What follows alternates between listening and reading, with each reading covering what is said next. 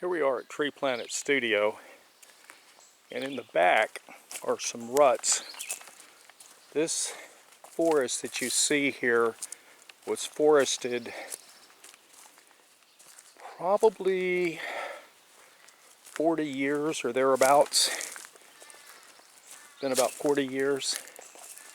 There's some pretty good sized trees in here, and I put the last of the wetting agent into this spot right here, which is now dry. That one over there I put some in. It's mostly dry.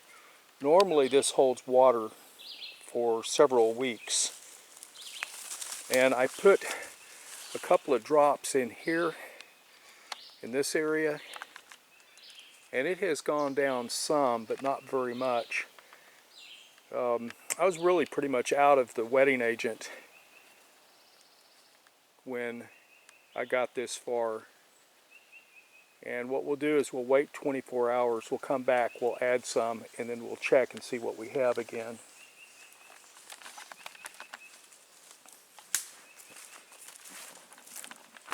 This little spot here generally holds water for several days. It's dried up. These spots over here are smaller than they were yesterday, but they're not dried up. This area right here, if you remember, was flooded, and it tends to hold water for several days. You can see that there's a low spot here that still has some water in it. That's deep into the clay, whereas up here, this is more loam, a lot of compost and stuff. You can see all this material that's brushed up into it. And again, this is right beside the sawmill, where I was telling you that the sawmill disrupted the natural flow of water, which is trying to go that way right there. This area right here that we're looking at has very little water in it, but this area generally holds water for up to about 2 weeks. I added quite a bit into this, and when I was putting this stuff down, I was actually walking through it to help stir it, and it has gone down significantly, a great deal in fact. And while I'm on the subject of this, if you notice these logs, and they're probably, generally speaking, 8 to 10 inches in diameter, not any bigger than that. These can be cut into sections about 24 inches long or less.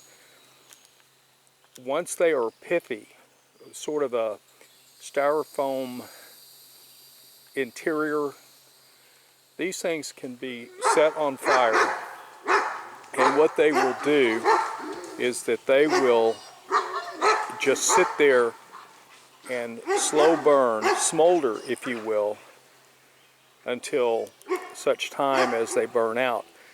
They can take up to 24 hours, and this is a great source of heat. What you would do is you build a little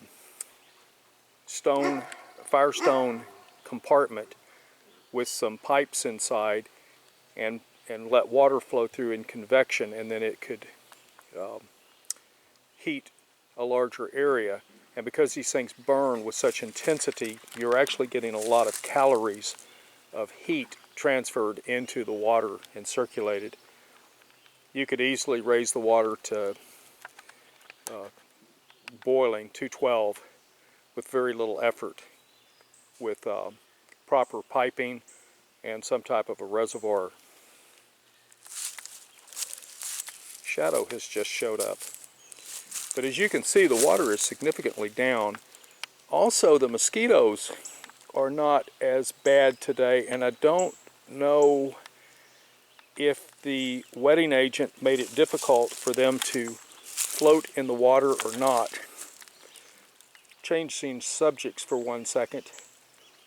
If water has, I believe it's 7% oxygen in it. I think that's correct. A human being cannot float.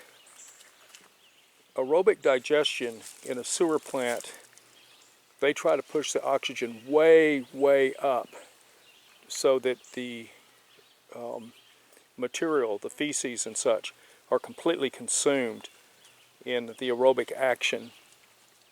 Then, after the aerobic action has been completed, then they switch to letting the thing settle, and then you get anaerobic digestion. And anaerobic digestion, by definition, means that the bacteria consume the oxygen that's in whatever it is they're consuming. Instead of taking oxygen from the air, they metabolize the oxygen which is in the thing that's being eaten.